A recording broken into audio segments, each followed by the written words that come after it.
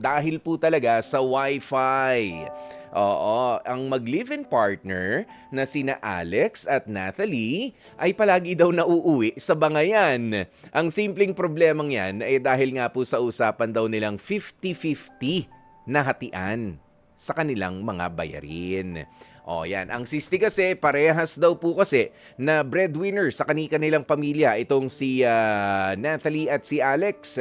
At kahit wala pa nga naman silang anak, grabe na kung mag-away silang dalawa. Ang pakiramdam daw tuloy nitong si Natalie, sa tuwing ino-open up niya ang ganitong klase ng problema kay Alex, feeling niya naman pinagdadamutan at tinitipid daw siya nung kanyang kinakasama. Aba, o kaya naman sa oras na to, kausapin natin mula po sa Bulacan, 27 years old, Natalie, magandang tanghali sa'yo. Hello po, Kuya Poy. Oh. Magandang tanghali po. Yeah, magandang tanghali, Natalie, ha? Gano'n na ba kayo katagal na nag-live-in nitong si Alex? 2 years na po, Kuya Poy. Matagal-tagal na rin. Ayan, kayo ba merong plano na magpakasal o live-in lang talaga muna? Sa ngayon po, live-in po muna para mas makilala pa po namin ang isa't isa. Di pa ba sapat yung 2 years? Ano pa bang hindi mo nakikilala kay Alex sa loob ng 2 years? Kasi po minsan may hindi inaasahan na may iba pang ugali na lumalabas, Kuya Poy. Ayan. So, in 2 years na magkasama nga kayo, living in nitong si Alex, eto, meron kayong pinag-aawayan, sabi mo. At isa nga dito sa mga malalaking pinag-aawayan ninyo, yung 50-50 na hatian, pagdating lang ba to sa pagbabayad ng Wi-Fi connection ninyo? Yes po, Kuya Poy. Kasi po minsan po hindi po may iwasan na mag-share din po ako or magpo-provide din po ako sa pamilya ko since breadwinner po ako. Kaya po yun, minsan napapag-awayan namin pag minsan nasa-short ako. Minsan, nasa ko sa kanya na siya muna. Okay. Ayan, pero bukod dyan sa pagbabayad sa Wi-Fi na yan, doon sa ibang mga babayarin sa bahay, sa kuryente, sa tubig, sa pamalengke ninyo, doon sa iniinom ninyong malinis na tubig, naghahati rin ba kayo? Minsan po, nakikipaghati naman po ako sa kanya pag alam ko pong may budget po ako na naiiwan para sa aming dalawa. Teka, bakit dumarating yung punto na hindi mo alam kung may budget ka may iwan? Meron kang hanap buhay ba, Natalie? Yes po. At syempre, si Alex meron din. Opo, nagpo-provide din po kasi ako sa pamilya ko since ako po yung panganay, breadwinner. Since habang hindi pa kami kasal po, siyempre, meron pa po sa puso natin yung pamilya. Yan bang pagli-live-in ninyo, katulad din ng mga tinanong ko na dati, nung nag-live-in, tsaka nag-away, kailangan ba talaga na mag-live-in kayo o meron pa naman kayong espasyo sa sarili-sarili nyong mga bahay? Kasi pagka nag-live-in kayo, meron kayong di ba? Meron kayong gastusin, imbis na nag-share na lang kayo doon sa bahay halimbawa ni Alex, andun siya at ikaw naman andun din sa bahay ninyo, mas natututukan mo pa mga gastusin. Naplanuhan lang po talaga namin na siguro magsama na lang tayo para matry din natin yung buhay na ganito, may parang buhay pamilya, ganun. Kaso kayong dalawa lang magkasama for 2 years. Okay? For 2 years. Sige, nandito na rin sa linya natin naman si Alex. Alex, magandang tanghali sa'yo, pare. Hello po, magandang tanghali. Ay, ang ganda ng linya ni Alex. Oo, nasan ka, Alex? Nandito po ngayon po sa Bulacan po. Okay. Sige. Iba siya sa Messing Fur. Messing Fur ka pala dumadaan sa mali yung spelling nung hindi sa Messenger. Ay, nako. Yun. Okay.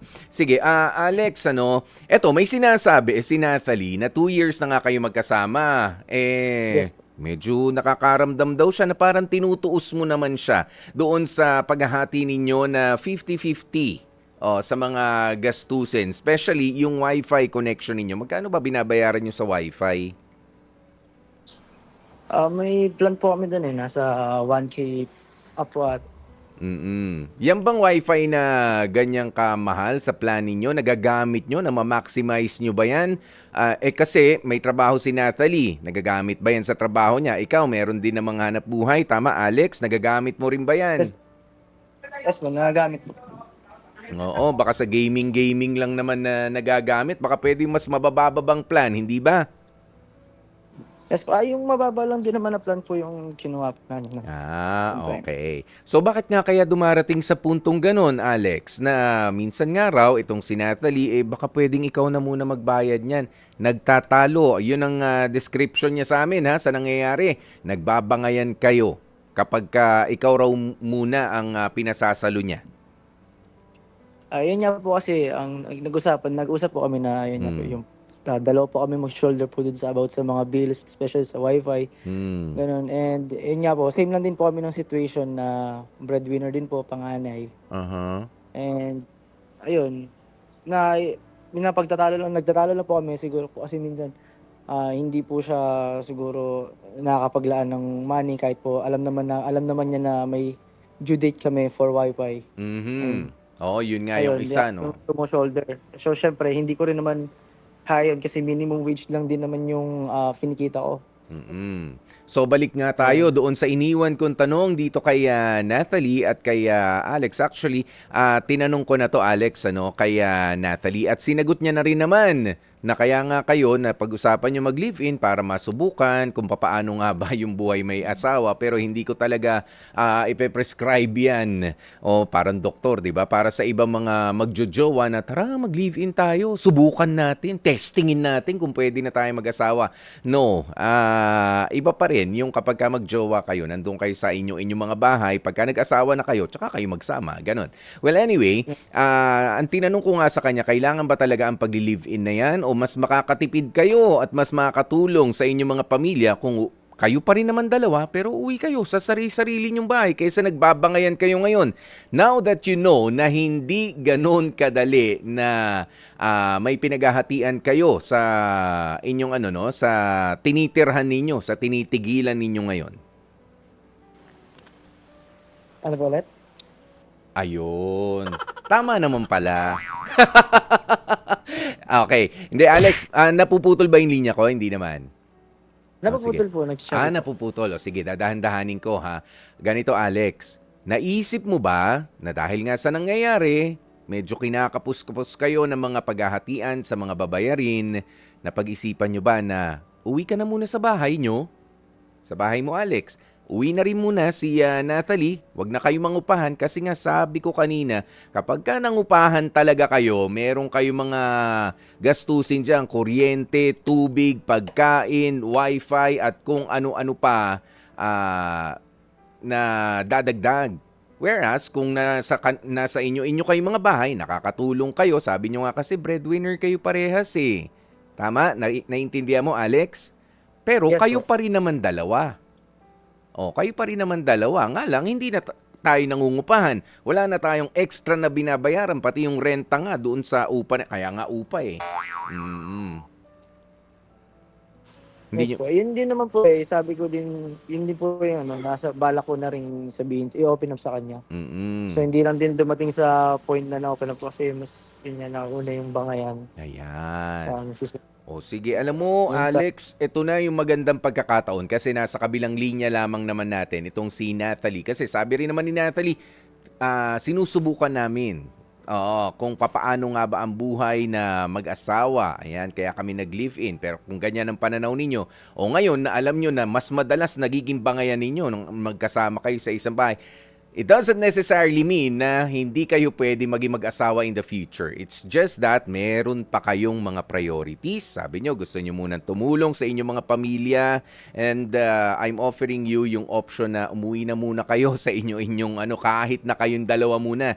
Bawas gastos. Tama? O eto na ang pagkakataon. Alex and Natalie, mag-usap kayo. Go. Hi, Nat. Hello. Hello, Alex.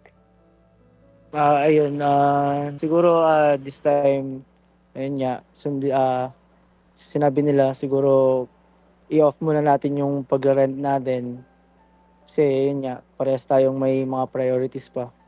And ayun, siguro ilaan na lang muna natin yung mga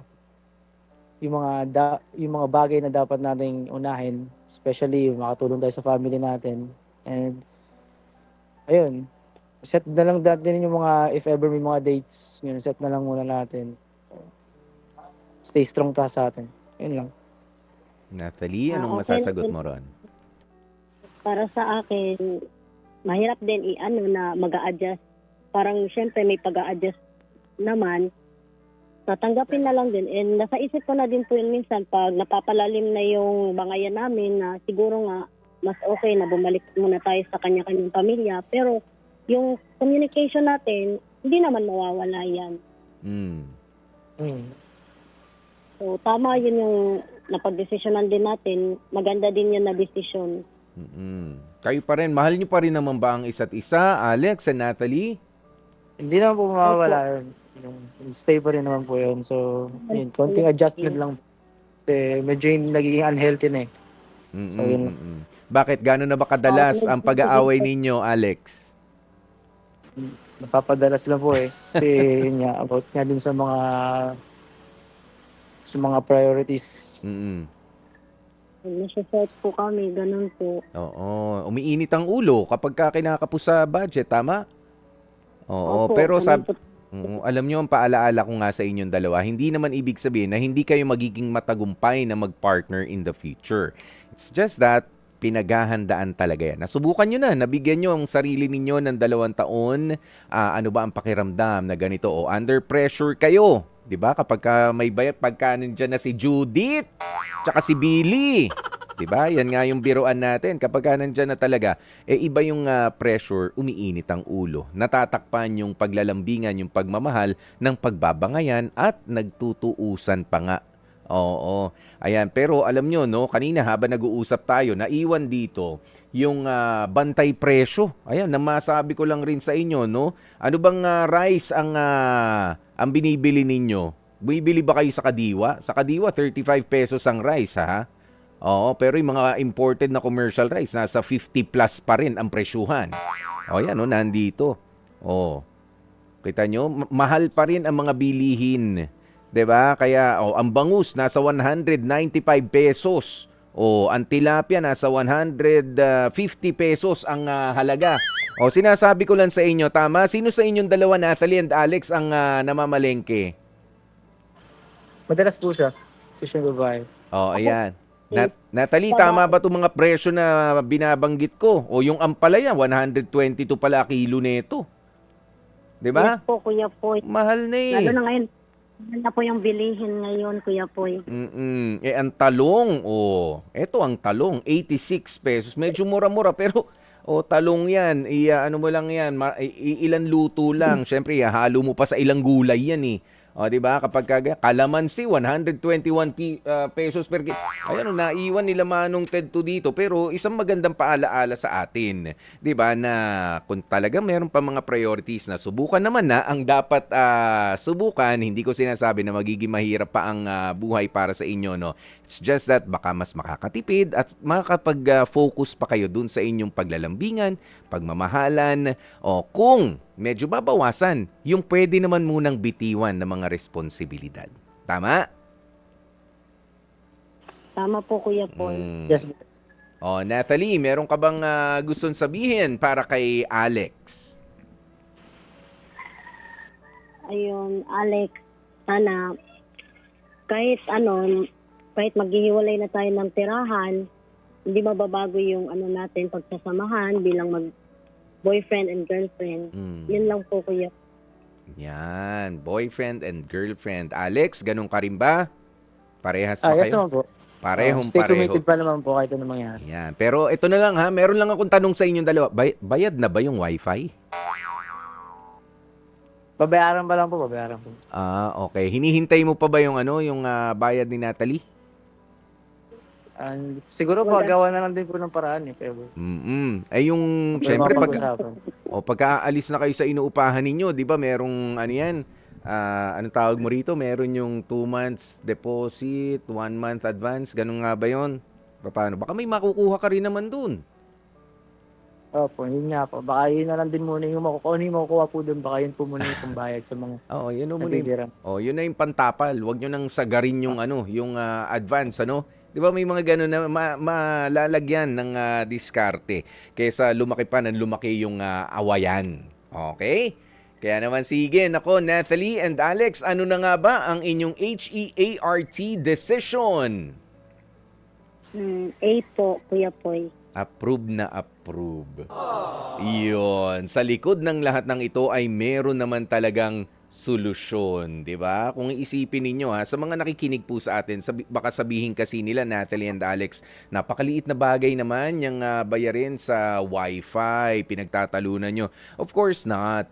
O kasi parte na ng buhay natin ito, nagagamit sa trabaho, tama Alex and Natalie? Yes po, Kuya Poy. Gamit na gamit po. Gamit na gamit sa pagtatrabaho at syempre sa pagko-communicate nga rin po natin. Ayan, parang ano na rin siya, no? Secondary sa kuryente, sa tubig na mga babayarin. At kapag wala kang ganyan sa bahay, medyo ang hirap din ng ating ng komunikasyon sa labas at sa ating mga hanap buhay din. But then again, sige. Buti naman at napag-isip-isipan nyo yung ganyan, mabawasan ang inyong mga gastusin at mas makasama nyo pa ang inyong mga pamilya, kanya-kanyang pamilya, 'di ba? At mas matulungan sila at matutukan, maalalayan. Yun.